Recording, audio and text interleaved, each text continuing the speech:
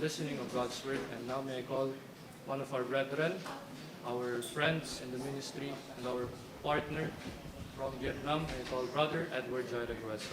Amen. Ganda pong gabi sa inyong lahat. Nakakamiss mag-preach ng Tagalog. Ayun, sa Vietnam po kasi ang ginagawa namin doon, no, dahil iba sa kanya nakakaintindi ng English. So, kasalita kami ng English. 3 sentence stop. Then, nagka-translate ng Vietnamese. So, ganun ang setup namin. So, ngayon, masaya ako kasi makapag-preach ako dire-diretso. Alam nyo yung ganun feeling pagka-preacher kayo, di ba? Pag naputol yung thought nyo, papaisip ka ano next na sasabihin mo kahit na nag-aral ka na. So, sa hindi po nakakilala sa akin, ako po si Brother Jaire. Nag-move po kami sa Vietnam because of God's leading last December. I would say it was not an easy for us, no? Kasi ang si BCMMI, family para sa amin. It's not just a church, but it's a family for us. So, maraming times na nasa Vietnam kami ni Abby, we're thinking, how's our brethren there? Ano kaya nangyari sa kanila? Kasi may mga prayer request tayo na sinishare natin sa isa't isa. At the same time, kamusta na kaya si ganito? Diba? Mapapaisip kayo minsan. And may trabaho na kaya si ganito. No, kahit nasa Vietnam kami, lagi namin kayong nasa isip. And yeah, actually that's true. And kasi nga hindi lang church yung tingin, hindi lang basta church yung pinupuntahan every Sunday. It's all about family na meron kami dito sa UAE. And at the same time, syempre, we face the reality na hindi naman kami isolated sa Vietnam, okay? Wala lang din kami talaga nakaka-fellowship. Kumbaga kami lang din ang magkaka-fellowship. Kumbaga si Daddy, si Pastor Leo, si Mami, asawa ni Pastor Leo, Mami, then si Abby, then yung mga kapatid ni Abby, then yung mga kapatiran namin Vietnamese. Kami lang din. So, aside from that, syempre, busy din sa trabaho, di ba? You're longing for same mind and, same spirit in Christ. And yun yung mga bagay na na-miss namin dito sa UAE. And you know what? Isa sa mga blessing po, whenever, ang isa sa mga updates na nakikita namin kapag nagsisend kayo ng mga pictures sa group chat natin, then lagi namin tinitignan, lalaki na nito mga juniors na to. Parang mga, sabi ko, parehas, nag-grow spiritually, nag-grow physically din. And then, nakakatuwa dahil nakikita din namin kung paano po kumilos ang Panginoon dito. Maraming mga, through your efforts, nakita din namin how people follow the Lord by trusting their faith in Him, following Him in water baptism. Diba? So, nakakatuwa. Dahil sa Vietnam, it takes time para maipakilala namin ang Panginoong Yesus. It will not be an easy job or task dito. Kabayan ka. Basta, kapit tayo. Kain tayo doon. Madali na yan eh. I mean, hindi ko sinasabing madali, pero at the same time, you have something in common. Diba? So, I think before I really go on sa preaching for tonight, let me give you a quick update. Okay? Ano nangyari sa amin sa Vietnam? And ano yung mga ginawa ng Panginoon sa amin nung before nung nandito kami and bago kami pumunta sa Vietnam. So let me show you the first slide. So here's our Vietnam missions, and as you can see, you can go sa next slides. Actually, we're the hairs, okay? Because I think Pastor Jake knows my naman po, alam niyo naman po yung family background ko. Yung name ko sa Facebook kasi is Edward Jaire Grueso. That's my biological father's last name. However, my mother is not married to my biological dad, so I am using her last name, which she inherited sa kanyang asawa dati. So part of this, ito yung law na tinatawag natin during 90s na you cannot put your name sa illegitimate child. Okay? So, kung kapag ka illegitimate child ang bata, ang PSA niya 2 page. Kapag ka legitimate child, 1 page lang. So ako, legitimate child ako, pero it so happen by papers. Okay po, hindi biologically.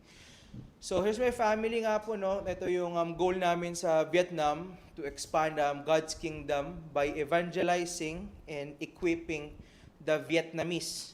Ang target po namin talaga doon, hindi po fellow Filipinos, kundi Vietnamese. Kasi alam naman po natin that people come and go. And ang matitira lang talaga doon is yung mga locals. And the good thing with them is that parehas kasi natin silang ay Asians. No? Asian din naman to Middle East nga ito. Asia pa rin ito. Pero ang point doon is that kapitbahay nating bansa sila. No? And yan naman po yung statistics doon sa Vietnam. 1% pang Protestant. No? And 0.07 ng Islam, kita nyo, nakapasok pa din sila. May mga mosque din po doon. And others, 0.11, Kauday, 0.58%, yung Wahaw, 1.02%. Yan po yung mix nilang yan, group. And Catholics, 6.1%, 4.79% Buddhists, and the rest is 86%, 0.32 are atheists. A total of 101 million people. Locals. Here's the thing, mga kapatid. Though we are fundamental Baptist, but they categorize us, it's either Catholic or Protestant. Okay? Yun yung paano nila tayo kinakategorize. However, just try to imagine, mga kapatid, if ever yun nga talaga, alam naman natin kung ano yung katuruan ng Catholics. Alam din naman natin yung katuruan ng, I would say, Protestant. Pag sinabing Protestant, di lang naman Protestante o Reform. Ibig sabihin yan, sa Protestante na yan, iba't ibang grupo din yan. Meron dyan, nagtuturo by faith, marami dyan, hindi nagtuturo ng kung ano yung tinuturo talaga ng Biblia. So just try to imagine, mga kapatid, kung 1% lang yan, 101 million ang Vietnam, 100 million, Vietnamese ang mapupunta sa impyerno. O let's say, sabihin natin, o mas mataas pa. Kasi mix yung 1% ng Protestant. Which is, sinasabi nila, part daw tayo nun pag sa Vietnam. Pero alam naman natin, hindi tayo part ng grupo na yon. So mga kapatid, yan yung battle cry and heart's desire namin. Na maraming Vietnamese yung makakilala sa Panginoon. Okay? And of course, ito yung mga prayer request naman namin, yung long-term visa, safety and security, health transition. Till now, sa transition pa din kami, salvation ng mga Vietnamese, wisdom and discernment, and believers, discipleship, and training. And going to our next slide, mga kapatid, para mas lalo nyo po kaming makilala. Ako si Brother Jaire, and si Sister Abby, yung aking misis, sa next slide. And ang aking anak naman, si Hezekiah. So makikita niyo picture ni Hezekiah. So Hezekiah will be, magpa 5 months na po siya sa March 20. Okay? And, August 20 po. So in 2 days or 3 days time, 5 months na po si Hezekiah. And here's the thing, mga kapatid. Aside from that, see the next slide, that many people ask, why in Vietnam? Of course, sabi nga, dito sa UAE, okay naman kami dito. May visa kami. Di ba? I think maraming Pilipinong gusto ng ganun, yung visa. Di ba? Maraming di nyo na kailangan lumabas every 3 months. Bakit pupunta pa kayo dun? And mga kapatid, alam naman po namin, bilang mag-asawa, na tinawag talaga kami ng Panginoon para maglingkod sa Kanya. And ang isang prayer ko nung ako'y nag-aaral pa po sa Bible College, Lord, bigyan mo ako ng pusong handang sumunod sa inyo kung saan mo kami tawagin. And pakita mo muna namin ano ba yung story namin. So, nung June ito yung update namin, later hanggang 2026 meron po yan. So, nung June 2025, kinasal kami ni Abby. Then, kita nyo naman yan. Then, nung July, nag-move kami ng Vietnam last year. So, nag-help kami sa summer camps and yung youth camp namin and national hoops. Ang purpose niyan is more on evangelism. Then on August, nag-move kami dito sa UAE. And on August 9, nalaman namin na buntis si Abby. And that's what we call blessing and honeymoon baby. Alam niyo po, after ng parents namin, nasabihan, next na sinabihan namin si Pastor Jake tsaka si Ninang Virgie. Sabi ko, ano bang plano niyo? Yan ang tanong sa amin ni Pastor Jake. Tapos pabulong kong sinabi, that Sunday, unang Sunday namin dito. Pastor Jake, nalaman po na buntis po si Abby. And this is what we call a miracle from the Lord. Kita nyo naman po that active, I would say na nag-help naman kami somehow sa gawain dito sa UAE. Kita nyo yan, sila Brother Jerry at Sister Wilma. Every Monday, may Bible study namin dati sa Saturday. And dati Saturday na naging Monday. Lagi namin Bible study sa DIP. Then si Abby naging active somehow noon nandito siya sa UAE sa pagtuturo ng piano. And ngayon, nanonood si Abby, I believe. Nakikita niya si Shishan na nagpi-play ng piano. Sorry. Lumaki kasi si Odi. So si Odi na kita niya isa sa mga estudyante niya. Diba? So nakakatuwa. And of course, nagkaroon ng mga ilang opportunities dito. Somehow, October, and yun yung pinaka-isang magandang nangyari sa amin dito sa UAE. Kasi from August, September, and October, nagre-resist kasi ako sa panawagan ng Panginoon sa Vietnam. Kasi dito, practical naman kasi, nag-start ako ng family. So, syempre, kailangan yung safety ng family ko yung iniisip ko. Iisipin ko. That's why you are a father, you are a protector also. 'Di ba? So, gusto mo doon kung saan safe yung family mo. Dito sa UAE, safe naman kami. I mean, may trabaho ako. Nagkaroon ng trabaho si Abby. Kumikita kami parehas. In fact, kung manganganak si Abby dito, naisip namin, kayang-kaya naman namin. Basta, kumbaga, parang budget lang talaga. Hindi na bibili yung wants, yung needs lang. Kaya naman namin mabuhay dito. But it so happened, after ng ating evening service, after ng ating Ihaw Fellowship, kung natatandaan ninyo, and gamit namin yung sasakyan ni Albert. Kasi that time, I'm sorry maraming pasahero pauwi ng Dubai. So we decided na sa transportation na sasakyan ni Brother Albert yung gamitin. And to be honest sa inyo mga kapatid, hindi naman po inaantok si Brother Benji nung nagmamaneho that time. Fully awake siya, nagkakwentuhan pa kami. And then, one accident happened. And alam naman po nangyari sa sasakyan ni Brother Albert. And total wreck. Di ba? Pinalitan. Palitan na po ba? Praise the Lord for that. And so that time, maraming pinapakita sa akin ng Panginoon during those months. Sleepless nights, marami. It's been going for 8 weeks. Sipin niyo, makakatulog ka pero hindi quality sleep yung tinatawag nga. And that time, si Abby ay 4 months pregnant na. And then one flick accident na nangyari sa amin. Sabi ko, Lord, mamamatay naman lahat in reality. Pero yung fear ko, na Lord, mamamatay ba ako nang hindi sumusunod sa inyo? Question yun eh. Di ba? Lord, pag namatay ako, for sure, 100% sure, sa langit ako pupunta kasi dahil sumampalataya ako sa Panginoon. Pero bilang isang mananampalataya, yun yung naging question sa akin, Lord, matay ako. Ang hirap pumarap sa Panginoon na hindi ako sumusunod bilang isang mananampalataya. So, that time, Abby was 4 months pregnant. Mga kapatid, sasabihin ko po sa inyo, at alam nyo, i-remind ko po kayo ulit, yung nangyari po sa aming accident, major accident po ito. Hindi po ito minor accident. Sirang-sira po yung sasakyan.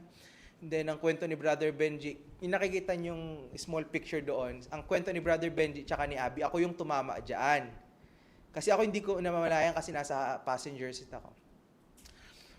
And then, it so happened that time, nung sabi ko, Lord, kalmado kaming tatlo. Wala, Brother Benji, pray kami. Sabi namin, Lord, hindi ko alam kung buhay pa si Hezekiah nung sa loob ng tiyan ni Abby. Sabi ko, Lord, whatever happens, whatever status ni Hezekiah sa loob ng tiyan ni Abby, we will follow you. Walang dahilan sa amin na mag-back down pa. And then, chinek yung BP ni Abby, chinek yung BP ko. Ang sinabi sa amin ng mga nasa sa paramedics, sir, galing kayo sa isang major accident, pero hindi po namin kayo ma-declare as a major yung injuries na meron kayo. Minor injuries, pero dadali namin kayo sa Latifa Hospital, chinek si Abby, chinek si Hezekiah. Then, we praise the Lord kasi healthy si Hezekiah sa loob ng tiyan ni Abby. So, yan po yung nangyari sa amin nung October and November. And then, the month of December, January, nag-move kami sa Vietnam. Then, nag-help kami ng, Christmas concert, evangelism again. Hindi naubos ang problema. Bakit pala urgent na gusto ng Panginoon na mag-move kami sa Vietnam that month? Kasi He knows what will happen the next coming months. December kami nag-move sa Vietnam. January 19, naoperahan si Abby. January 20, naoperahan po si Abby sa kidney. So ano po nangyari? Di ba ang advice po sa mga buntis, laging mag-hydrate? So ngayon po si Abby, she keeps on hydrating, but at the same time, yung amount na dapat na fina-flush out niya, ang nangyari na stuck sa kidney niya. Dahil sa sobrang liit ni Hezekiah. Di ba? Sobrang laki kasi ng anak ko nung pinagbubuntis po. So, noong time na yun, both kidneys ni Abby na-block na ni Hezekiah. So, that time, infected na po yung right kidney ni Abby and papunta na sa left kidney yung infection. So, emergency operation po yung ginawa kay Abby. So, nung chinek namin sa Pilipinas, sabi, magkano ba yung operation na to? Yung isa naming ninang sa kasal, pareha sila ng operation ni Abby. Ang pinagkaiba lang, hindi po buntis iyon. So, ibig sabihin, medyo mas delikado yung kay Abby kasi buntis, di ba? Noong time na yun, nang nagastos nila sa Pilipinas, sa St. Luke's, umabot sila ng 370 plus thousand. Saan namin kukunin yun, mga kapatid? Sa peso. Sa Vietnam, ang ginastos namin, wala pang 30,000. So, isipin niyo yung layo. Ibig sabihin, wala kayong 370,000, meron kayong 30,000.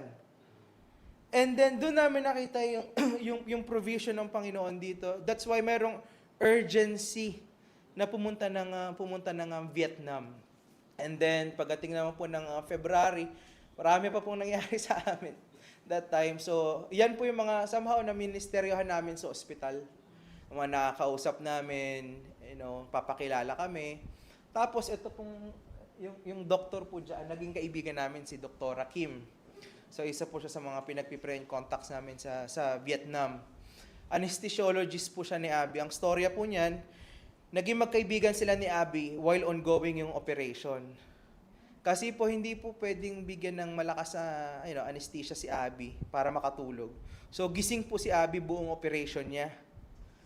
And then, nag-uusap sila ng doktora niya. And then, naging kaibigan ni Abby.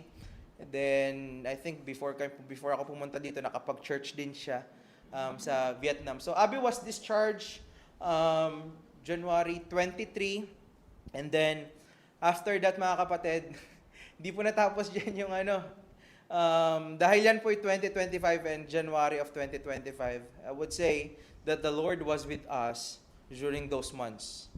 And then pagkarating naman po ng February, hindi po natapos yung yung challenges namin. Kasi as you remember, the whole month of February nandito po ako sa UAE dahil for some paperworks na kailangan gawin, renewal ng kontrata.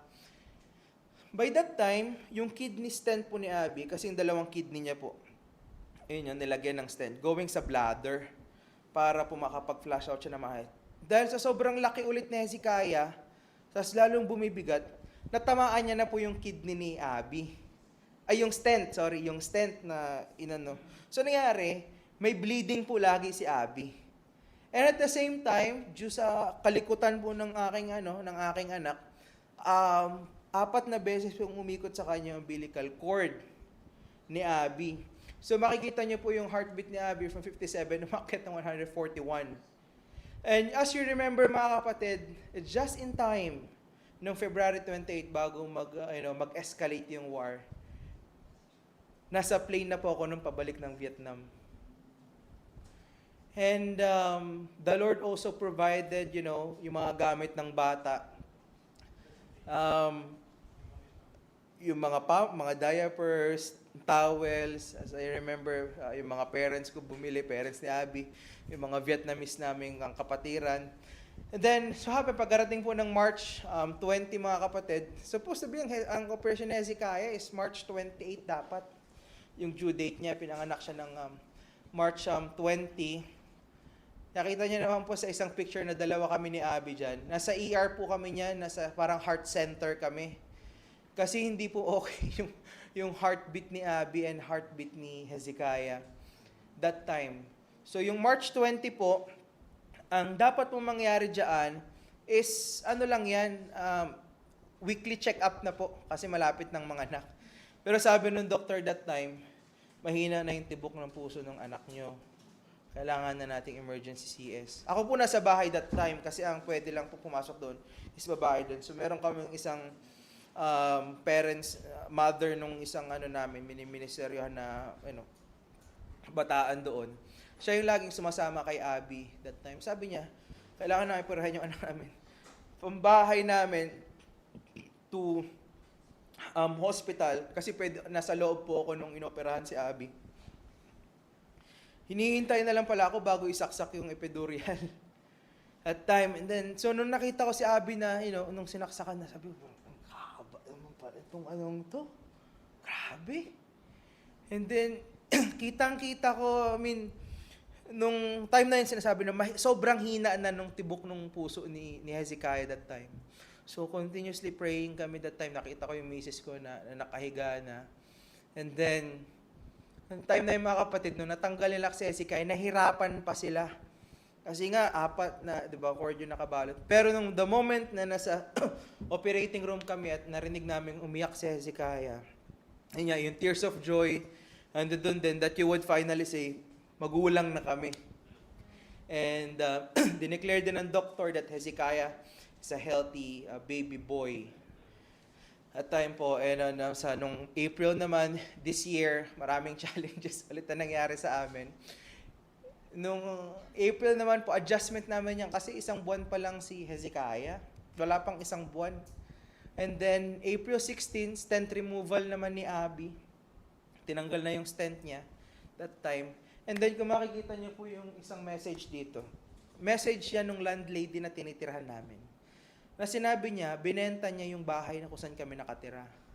So just try to imagine, meron kang 1 buwan na bata. Nag-a-adjust ako maging asawa, nag-a-adjust din ako maging tatay. At the same time, biglang may problema na ganito. And mga kapatid, how the Lord challenged us that week is that ongoing po yung service namin yan. Nung tinawagan ako nung agent namin na binibenta na daw nung landlord yung bahay namin. And kailangan namin mag-move out. Sana kung 3 maleta lang po dala namin. Hindi po, gamit po. Marami po kami gamit na dala ng mga panahong ito. But I would say, the Lord was really good to us. And sa month naman ng May, mga kapatid, nakahanap po kami ng bahay. Next na lang, ng month of May. So, yung dati po namin tinitirhang bahay is 2 bedroom. Okay po. Yung nalipatan po namin ngayon is 3 bedroom apartment. Okay? Then, mas malaki yung living room namin and yung aming kitchen and at the same time yung aming dining area. So, doon namin po ginagawa yung prayer meeting namin. And month of May also, yung mukbay, ang ibig sabihin po niyan, Cambodia. So, nag-exit po ako ng Cambodia ng month of May. And then, my parents, if I'm not mistaken, my parents visited the same month. Sa month of June, May, June, my parents visited us sa sa Vietnam. Then nung pagdating namin nung ang parents ko doon, empty po lahat nung namin. Meron lang po kami table. tsaka office table. Yun lang meron kami. So, wala rin po kaming sofa. That times na nilipatan namin. So, pagka nagsalita ka doon, mag-i-echo talaga yung mo eh. Yung boss mo kasi wala kaming gamit. Tapos, natutulog kami sa lapag. May mattress naman kami, pero sa lapag wala kaming kama. So, pero malaki lang yung mga rooms namin. So, mukhang malaki. And then, the Lord used my parents nang bumisita sila. Binilang kami ng sofa, binilan kami ng bed. Mga ibang gamit pa sa bahay. So, nakita namin how the Lord provided for his for his work. And sabi kasi namin, itong bahay na to kasi, in the end of the day, gagamitin din namin sa ministry po ito. Kaya pwede naman kaming kumuha nung 1 bedroom lang, pas makatipid, 'di ba? Ba't kami kukuha ng 3 bedrooms? Anong purpose nun, 'di ba? Napaka-impractical nung titingnan, napaka-radical ng mga desisyon, 'di ba? Pero marami kasing self-denial pagdating sa paglilingkod sa Panginoon, even finances. So in the month of May, mga kapatid, nung June, so meron kaming English camp na tinatawag or evangelistic camp. So, nagluluto kami sa kitchen, nagpapagames kami. So, makikita niyo po mga katatayan doon, mga tatay po ng mga estudyante yan. Na miniministeryohan namin. And uma-attend lang sila doon kapag may mga special events kami. At least, di ba? At least ma-attend sila kapag may mga gawain. Then, pagdating naman po ng July, closer to our work here, that's the time na si Abby naman yung nagpunta ng Cambodia for exit. And then, that's the time also na natanggap namin yung passport ni Hezekiah. So, we struggle many times. Maraming times na napagastos na kami. Sobrang napamahal kami. And nakikita nyo yung doktora ni Hezekiah that time, yung anesthesiologist, bumisita siya sa church ng July also. And yung makikita niyo pong mga intern nurse dyan, yan po yung follow-up, check-up namin sa kidney ni Hezekiah. As you remember, since October last year, pinagpipray natin na maging okay yung health ni Hezekiah. And then, na-found out natin na dilated yung kidney niya nung December, di ba? We sent prayer requests. However, nung last check-up po ni Hezekiah, ang sinabi ng doktor, okay na po yung right kidney ni Hezekiah. And yung left kidney na po niya, konting dilated lang, pero walang kailangan ika-worry. Kasi it's getting back, nagiging normal. And then, dyan naman po, nasa Dalat kami, sa pinakamalamig na lugar sa Vietnam. Nagkaroon po kami ng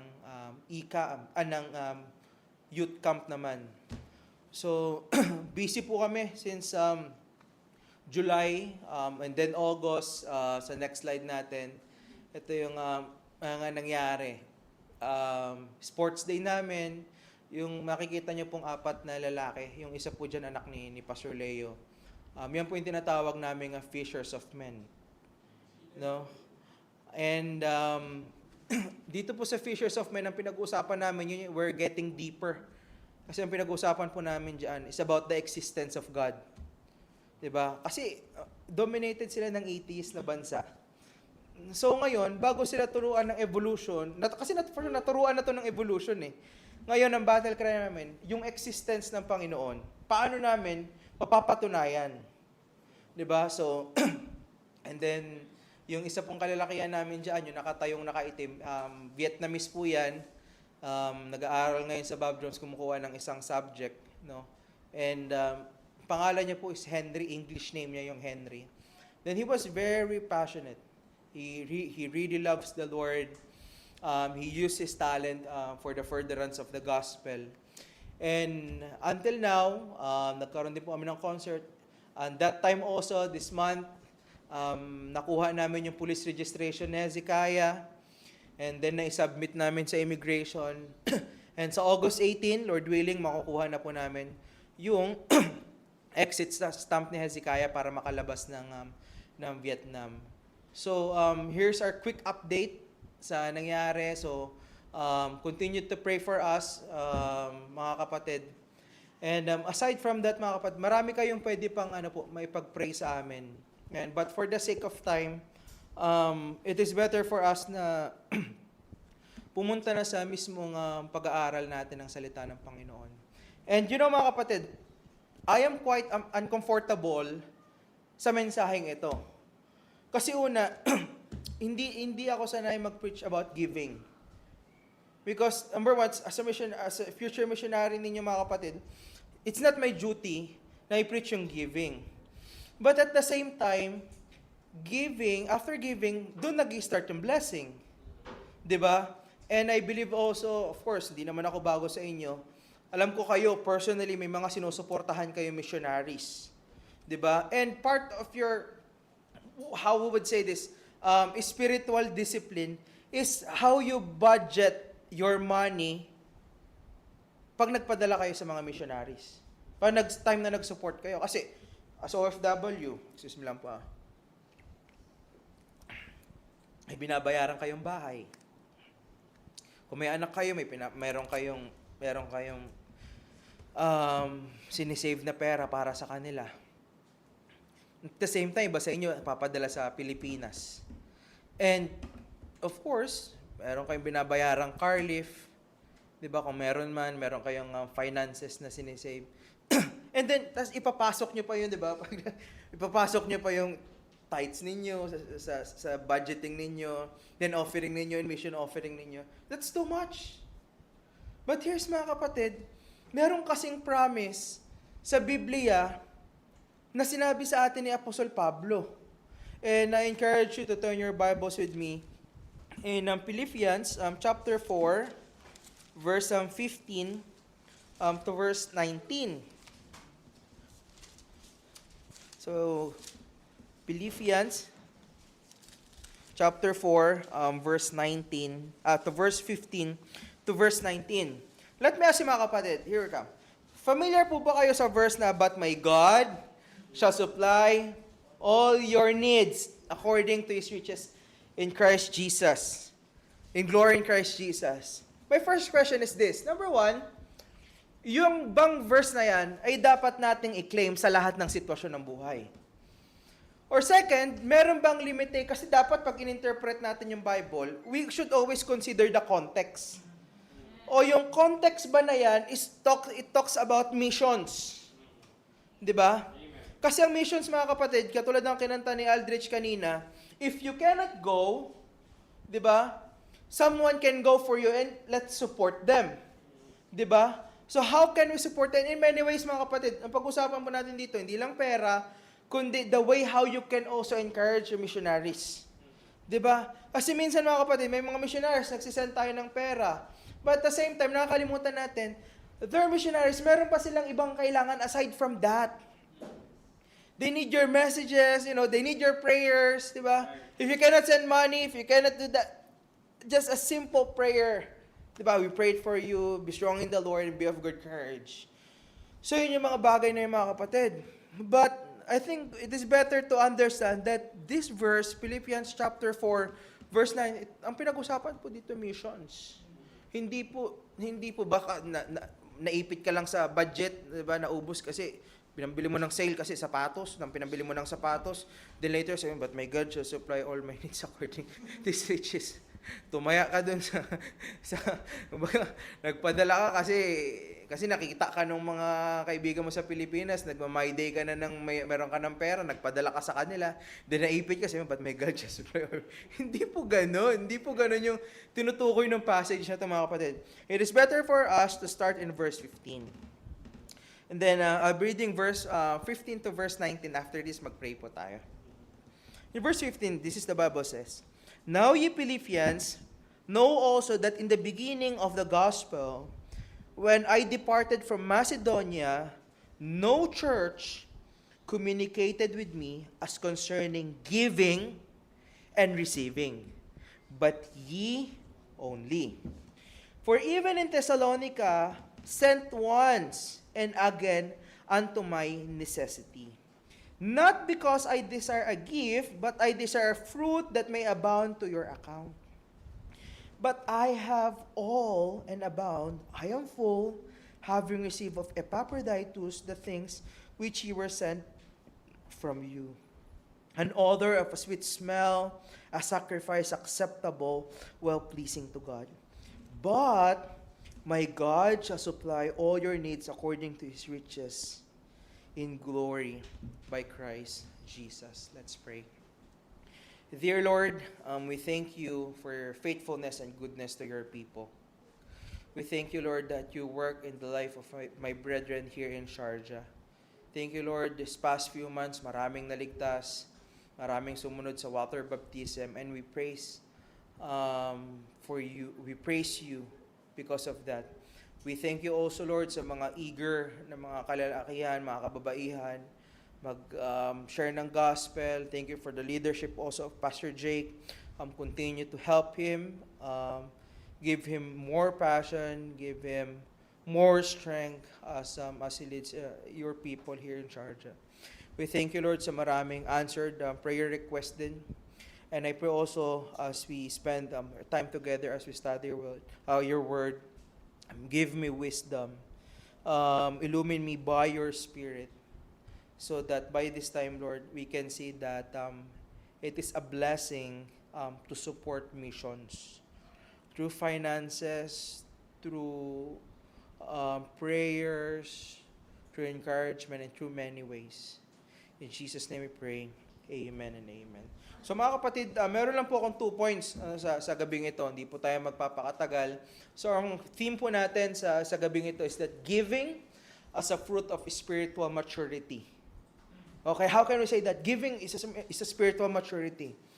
Mga kapatid, because give and giving is different. Give one time.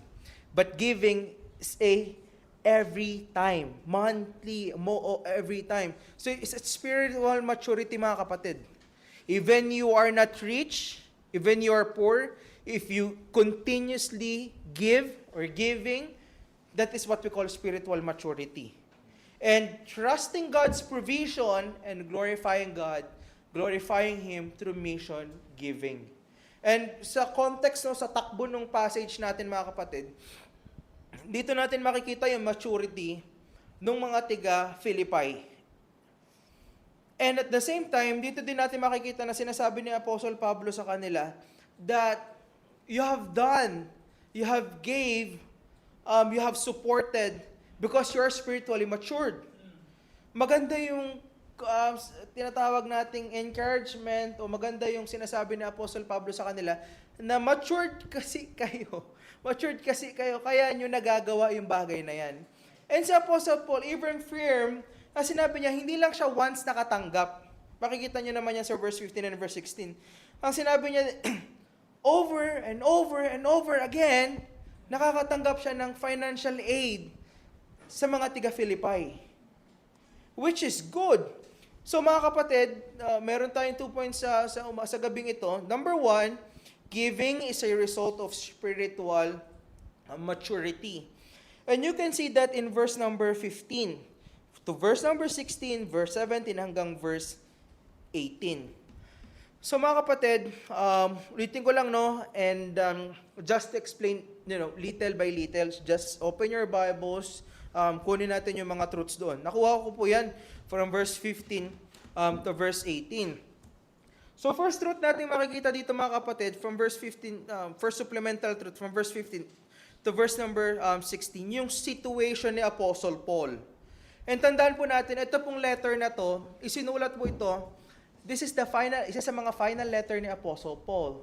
No, nung time po na ito, nakakulong na siya sa Rome. And physically speaking, malapit na siyang mamatay dito. And just try to imagine, nakakulong si Apostle Paul, pero yung content ng Book of Philippians is more on encouragement. As sinasabi niya, rejoice in life, rejoice in the Lord always. And again, I say, rejoice. How can you do that kapag nakakulong ka? And anytime, alam mo, papatayin ka na. Diba? At the same time, mga kapatid, nung nag-minister siya sa mga tiga Philippi, is between first or second missionary journey niya ito, mga kapatid. Nung tinitignan ko yung chronology na nung sinasabi ni Apostle Pablo sa kanila, when I departed from Macedonia, no church communicated. Ang ibig sabihin nito, hindi ibig sabihin nito na walang nag-contact sa kanya. Ang ibig sabihin ni Apostle Pablo nito, mga kapatid, walang nakishare sa kanyang pangangailangan financially. Okay? So, yung idea niyan, mga kapatid, so, yung first supplemental truth natin dito, mga kapatid, evidence of giving in the life of God's people. So, sinasabi niya sa mga taga Philippi, walang nag-communicate sa akin nung pumunta. And if you're going to track down, mga kapatid, maraming pinuntahang churches si Apostle Paul after ng work na ginawa niya sa Philippi. So if I'm not mistaken, there are 8 or 10 churches pang pinuntahan si Apostle Paul after nito. But go on, na sinabi ni Apostle Pablo sa kanila is that walang nag-communicate sa akin or hindi dahil walang kumontak sa kanila. Pero sinasabi ni Apostle Pablo is that walang nag-participate when it comes sa giving. And tandaan po natin, mga kapatid, pagdating sa Corinthians, sa mga epistles, mga kapatid, we know that the Church of Corinth is mayaman na church. That's why nga, di ba, in-encourage sila ni Apostle Pablo na magbigay kayo sa mga mahihirap yung kapwa mananampalataya sa Jerusalem. Uy, mayaman naman kayo eh.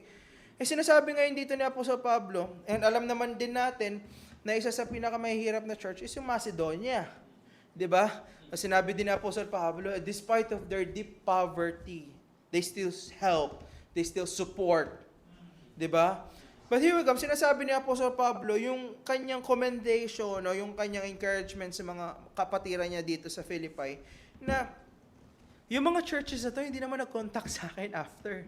Kumbaga, kayo lang. But here we go, mga kapatid, hindi lang once yung makikita dito. Pagkarating sa verse number 16, sinabi ni Apostle po sa kanila, for even in Thessalonica, ye sent once, nung nandoon siya, and again, unto my necessity. So dito natin makikita, hindi lang isang beses na tumulong sila, kundi maraming beses na tumulong. We don't know kung anong kailangan ni Paul that time. Pera ba? Or for sure, kung nakakulong na si Apostle Paul, kailangan niya dun yung cloak. Yung cloak, alam niyo po yun, yung kanyang palabal o kanyang gamit niya pang maginaw. Diba? Yun yung makikita niyo. So, dito, mga kapatid, very specific din for sure, ito mga tiga Philippi, sa needs ni Apostle Paul. And dito nyo rin makikita, mga kapatid, not only that, in verse number 17 and in verse number 18, very honest din si Apostle Paul. And dito natin makukuha yung ating second supplemental truth that actively participating in mission giving results in spiritual maturity. Alam niyo po bakit? Kasi nga, ulitin ko ulit, it's a spiritual discipline. And mga kapatid, here's the thing. You can grow by public speaking. You can grow sa pag-share ng gospel. You can do that. You can grow as a musician. But sa aspect ng mission giving, ibang usapan po ito. Because it's a sacrifice of what really important to you and to me. Let's try to imagine, mga kapatid, pambibili mo na shawarma, bibigay mo sa missions. Minsan, di ba, masakit? But here we go, mga kapatid. Mamaya pag-uusapan mo natin yan. But sinasabi ni Apostle Pablo dito kasi, pagkarating sa verse number 16, verse number 17, not because I desire a gift. Sinabi ni Apostle Pablo dito, mga kapatid. And actually, the word desire dito, you can translate it sa Greek to seek. Okay, sabi na Apostle Pablo dito, palitan natin yung word desire na seek kasi 2 beses binanggit yung word na desire dito. Let's change for now lang the word na seek. Not because I seek a gift. Hindi yun yung hinahanap ko. Sabi ni Apostle Pablo, I'm not even waiting for your financial aid nung nasa field ako kasi alam naman natin si Apostle Pablo natatrabaho din.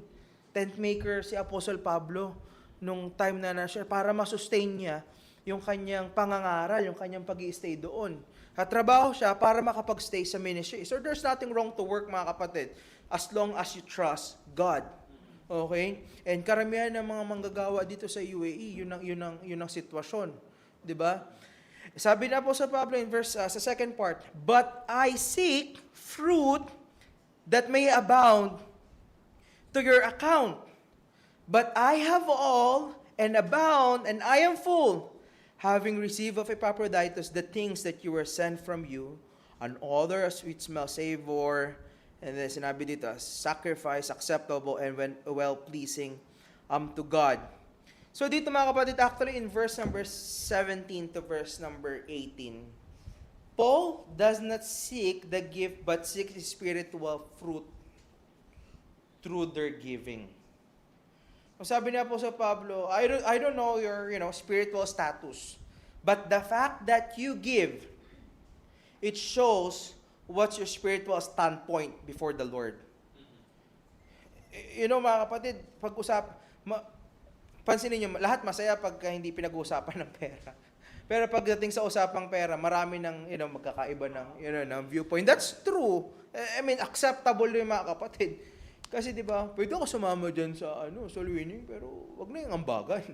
'Di ba? Pwede ako sumama diyan, pero hindi na ako magpapakarak, bahala na kayo diyan. 'Di ba? Minsan, may pera ka ba? Wala akong pera. Wala akong pera. Pero okay bago yung sapatos, nag-soul winning, 'di ba? But mga kapatid, dito makikita nyo rin, pagdating sa verse number 17, merong mga accounting, terms si Apostle. Verse number 18. Merong mga accounting terms si Apostle Pablo. Nung sinabi niya dito in verse number 18, which means na ibigay na sa kanya. No? "But I have all and abound. I am full." Pero ang point ni Apostle Pablo dito mga kapatid, meron po, ang Greek po kasi, hindi po, di ba sa atin dito, sa English natin, 3 lang ang tense natin. Di ba? Past, present, future. Sa Greek po hindi. 6 po ang tenses nila. Okay? So yung ginamit po, allow me just to be technical for a while. Ang sinasabi ni Apostle Pablo dito, Paul has received sufficiently and is fully supplied. Yun yung sinasabi ni Apostle Pablo dito. So ibig sabihin, yung gift na binigay sa kanya yung aid na tinulong sa kanya ng mga taga-Philippi, hindi lang to, hindi to putyo-putyong bigay lang. Kumbaga hindi to pambili ng karak o parata. Kumbaga baka nakapagrenta pa si Apostle Pablo. But we don't know. We just assume.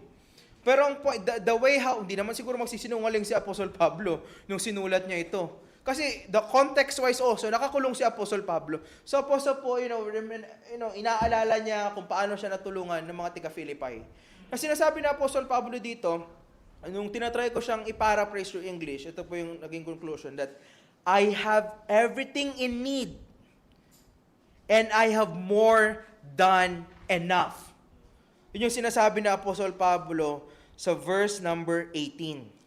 And actually mga kapatid, ang ginamit pong tense dito sa salitang Greek is yung tinatawag naming perfect tense. Ang emphasize po nito mga kapatid, completed action with continuing results. So for example, nagpadala sila today. Nagpadala sila for example, month of August. Pero yung pinadala nilang amount o yung pinadala nilang gamit, yung pagkain, enough from August, September, October, November, December, January of 2027 until next year.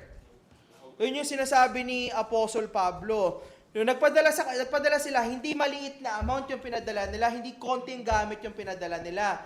Yung ginamit yung pinadala nila is more than, sabi niya, lahat ng kailangan ko nandito na. Pero lahat ng pangangailangan ko hanggang sa mga susunod, meron pa. Because ito mga kapatid, because of spiritual maturity na meron sila. Tandaan niyo mga kapatid, kapag spiritual mature ang tao, pag nagbigay, hindi naman niya hinahanap kung saan napunta yan. Uy, di ba? Binigay ng kanan mo, huwag mo nang hanapin ng kaliwa mo. Kasi mga kapatid, pagiging hipokrito lang po tayo mga ganun. Mga kapatid, tandaan niyo mga kapatid, I do believe also, don't get me wrong, Kahit yung mga sinusuportahan niya missionaries, believe it or not, nagsusuporta din na missionaries yan. That's right. That's true. 'Di ba? Sabi ko nga sa kung suportahan niyo, adapt niyo ako sa future, saan mo pupunta yan? Doon si yung mga Vietnamese kasi doon mga kapatid, bigla-bigla nagbubukas ng ng ref. O sa kanila di mo pupunta yan eh. 'Di ba? Isang bata nagluto ka adobo, tinitignan ganun eh. Do you want to eat? No, teacher. Kasi naawat siya nung niya eh. Ate niya eh. Nung umalis yung ate niya, kinurot yung adobo. Alam niya, abit ang story na natawa kami ng tawa sa bata, pinicture pa namin. Nakatawa kami ng bata. Pero mga kapatid, going back sa study natin, pagdarating naman sa, yung ginamit ni Apostle Paul sa verse 18 first part, accounting term ito eh. Pero pansinin nyo, pagdating sa verse number 18, gumamit naman si Apostle Pablo ng Old Testament terminologies. Ano sinabi ni Apostle Pablo dito? The things that you were sent from you, an odor of a sweet smell, a sacrifice acceptable, well-pleasing to God. Di ba tandaan niyo yung mga sacrificial system sa Old Testament? Very specific ang Panginoong Diyos kung ano yung mga isa-sacrifice nila. You cannot just sacrifice kung anong gusto mo. Ganon sa Old Testament. The priest makes sure that the things that you will sacrifice is well-pleasing to God. And God's standard din. Diba?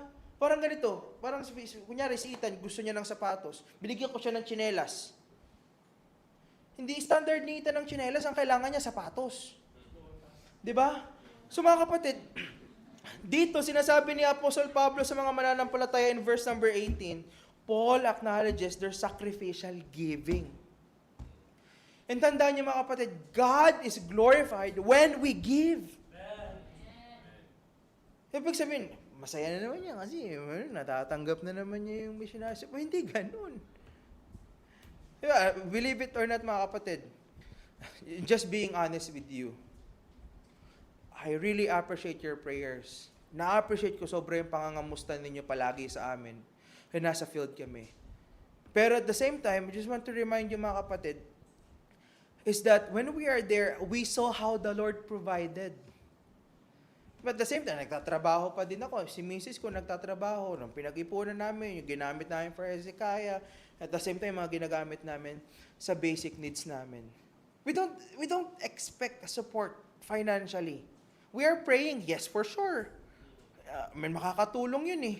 Di ba? Saan ba napupunta? Hindi naman napupunta sa amin eh. Di ba? Alam niyo po, ministry, we have a joke. Di ba? Kasi nung kayo mga businessman kayo, di ba? Hindi ako businessman, mga kapatid. Okay? It comes sa ministry, I always use this sheet. Di ba? Pagka sa business, you always make sure about loss and profit. Sa ministry, walang profit. Laging loss. Pero pag may profit sa ministry, you're not ministering. That's the thing. Believe it or not, kahit sabi nga ni Ninang Virgie, walang trabaho si Pastor Jake, para si Pastor Jake for sure laging abonado. Yes, nakita ko yan. Witness ako dyan na laging abonado si Pastor Jake. Alam ko mga kapatid. But here's the thing mga kapatid.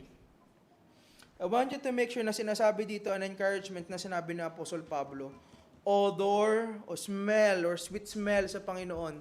Kasi di ba yung idea yung smoke kapag sinacrifice na, di ba? Ibig sabihin, and also a sacrifice acceptable and well-pleasing to God.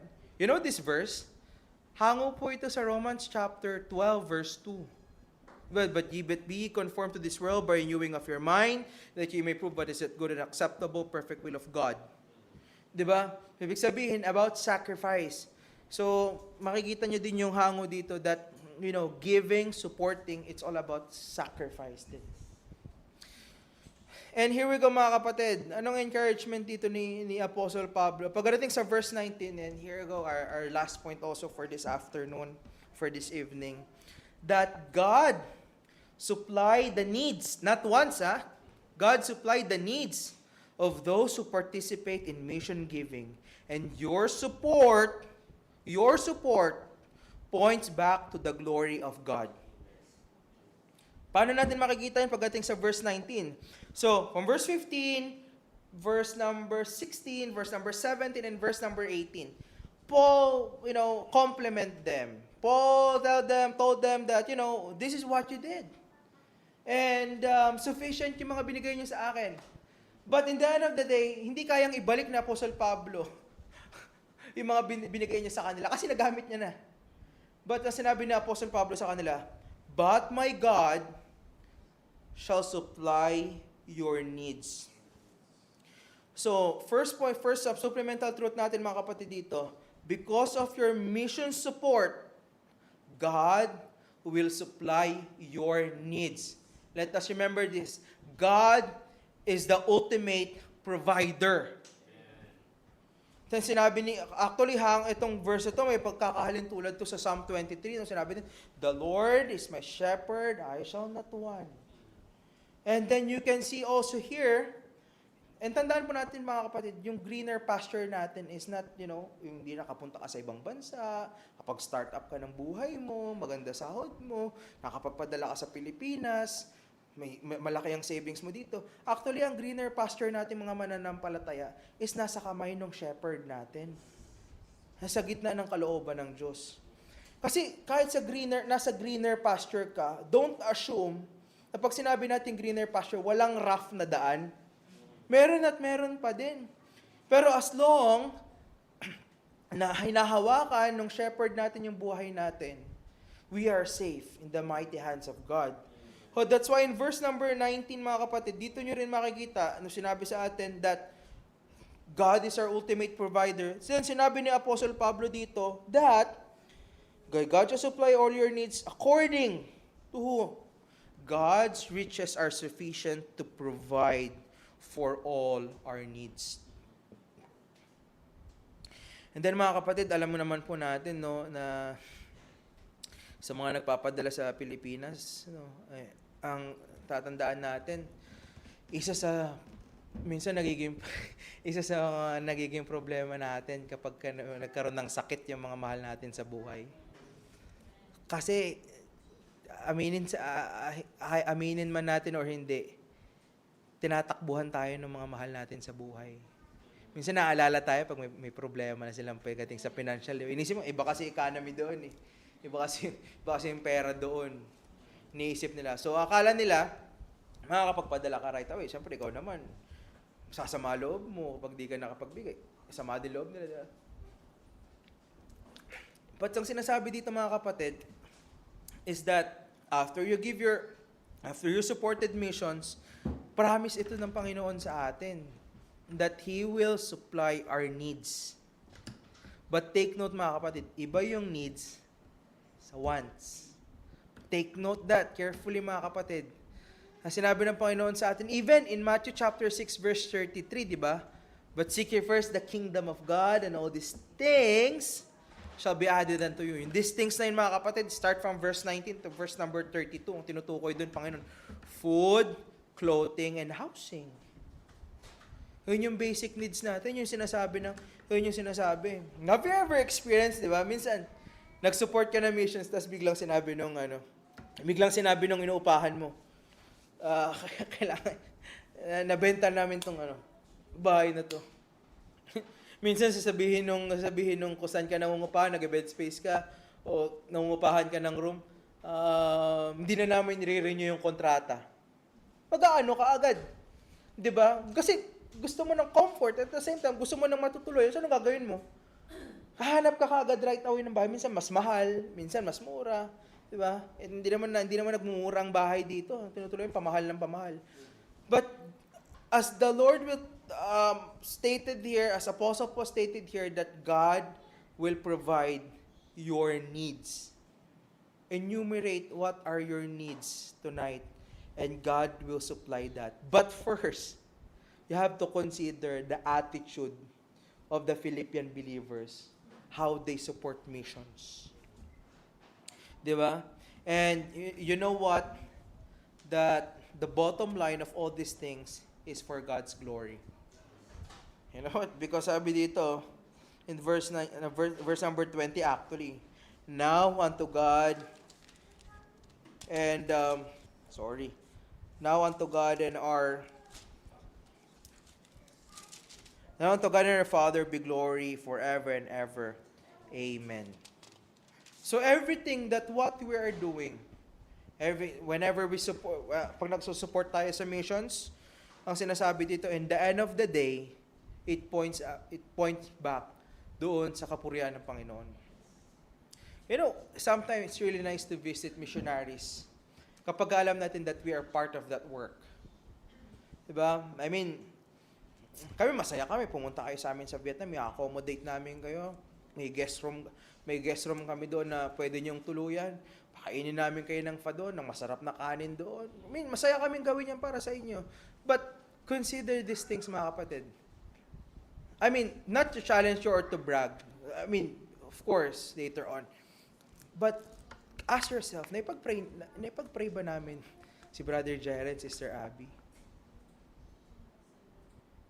Before, I mean, of course, we assume na pinag-pray ninyo kami. But you yourself, you know the situation kung pinag-pray nyo talaga kami or hindi. Right? Kasi of course, pag nasa field, pagpunta kayo doon, for sure, let us face this reality also. Pag pumunta kayo doon, hindi naman pwedeng hindi namin kayo gagastusan. Gagastusan namin. Titimplahan pa namin kayo ng kape. Patikimin pa namin kayo ng egg coffee doon. Ng fa, ng bunmo. Pakainin namin kayo doon, gagastusan namin kayo. But ask yourself, do I really pray for this family, that God would sustain them, that God would help them? Somehow, doon ka na sa next level later on. Meron ba talaga akong part doon sa Vietnam, you know, or sa ibang mission, sa Switzerland, or sa ECBC Pampanga, or sa Pangasinan? Ask yourself. And mga kapatid, sad to say, that you cannot claim this verse if hindi pa tayo nagsusupport sa missions. But, if you are practicing supporting missionaries through prayers, through financial aid, I can say and we can say that the Lord really provide your needs. And He did. He provided it. And He will continue to provide for it. And mga kapatid, the work is great. Tandaan po natin siya. Malaki yung trabaho sa field. Hindi lang sa Vietnam. Kahit sa Pilipinas, malaki yung work. Pero ang gusto kong, in a way, gusto kong kayong hamunin, mga kapatid. That it shows true spiritual maturity and spiritual discipline when we support missions. And I challenge you, mga kapatid, to support missions. Hindi ko sinasabi ito para supportahan nyo kami sa Vietnam. But I'm challenging you to support missions globally. Na inyo, mga kapatid, kasi kung kayo rin naman, later on, mag-declare kayo na missionary kayo, present kayo sa amin sa Vietnam, supportahan naman din namin kayo. Diba? Padala din namin kayo. Diba? But I challenge you, I beg you tonight, is that be part of God's work. Tandaan natin, you can do it by prayer. And by also going at the same time by supporting them. Let's pray. Lord, we are thankful for your faithfulness to your people. Maraming salamat, Lord, that many times you provided financially, spiritually, physically, and emotionally. We thank you, Lord, for the example of Philippian believers that we don't know if they are rich church or not, but the fact na nagkakaisa sila, Panginoon ko, to support Apostle Paul, not once, but many times, nung nasa field si Apostle Paul. We thank you for their example. And we also that because we are supporting missions, we can claim that you will provide our needs, and we witness it many times. I pray, Lord, sa mga hindi pa nagpapartake dito ng mission giving, teach them, challenge them, and show them how your work is so great that they can be part in many ways. I pray that you would bless ministry here in Sharjah through the leadership of Pastor Jake. Bless your people in Jesus' name. Amen.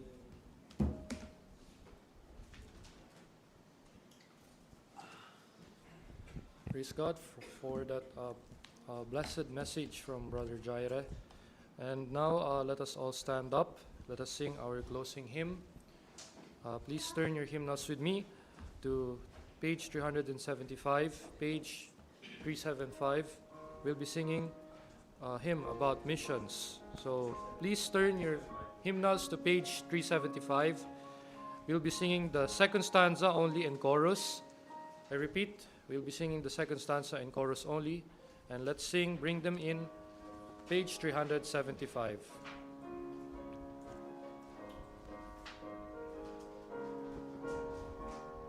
Oh, go and help this shepherd kind, help him the wandering ones to find. Oh, bring the lost ones to the fold, where they'll be sheltered from the cold. Bring them in, bring them in, bring them in from the fields of sin. Bring them in, bring them in, bring the wandering ones to Jesus. Okay, dumako na po tayo sa ating pong closing prayer. At before we close, meron bang any urgent prayer request? Urgent prayer request? May sakit, may operahan, sana naman wala. Pastor kay Tito Marisa Lopez, operation niya po sa 24. Admission niya sa 24. I-opera niya siya sa gallstone sa this coming 25. Gallstone. Anong araw? August 25. Okay. Pwede din po sa August 18 makuha yung exit stamp ni Hezekiah. August 18, And huwag po mag-demand yung exit immigration ng lagay. favor. Visa ni entry visa, no? Brian. Entry visa. Entry permit or permit.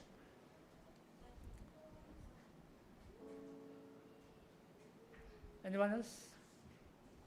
Urgent? Okay, if there's none. Sa ating pong nasa online. I'd like to welcome si Ma'am Janice, the mother of our speaker, Brother Jaire, and Sister Abby all the way to Vietnam. Anong oras na dun? Baka magpuyat si Abby saka si Kaya. Si Kaya. And also all the way to Philippines, Preacher Benji Serapion. Ayan. Kaso may pasok. Okay. And sa Kuwait, baka meron po. Okay, that's it. Okay, if there's none, let's bow down our heads. Let's go to God in prayer. Father, we thank you for nurturing us through thy words. And thank you very much for reminding us of what should we do as a believer if we wanted to, or if we wanted to grow in our spiritual life. One of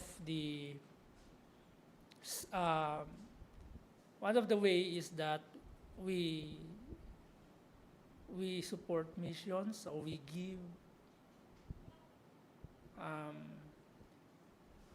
Totoo, Panginoon, na hindi lang po kami dapat gospel minister, kundi dapat kami sumusuporta din sa mission, part ng gospel ministry. We support missionaries around the world, those missionaries na nagre-risk ng kanilang buhay to reach or to reaching out souls around the globe. Also, salamat Panginoon sapagkat ah, nawa Panginoon ay mag-inculcate ang message sa bawat isa. It helps us a lot to be refreshed, to be reminded, especially Panginoon, nowadays, maraming mga missionary na nasa field, longing sila ng support, both moral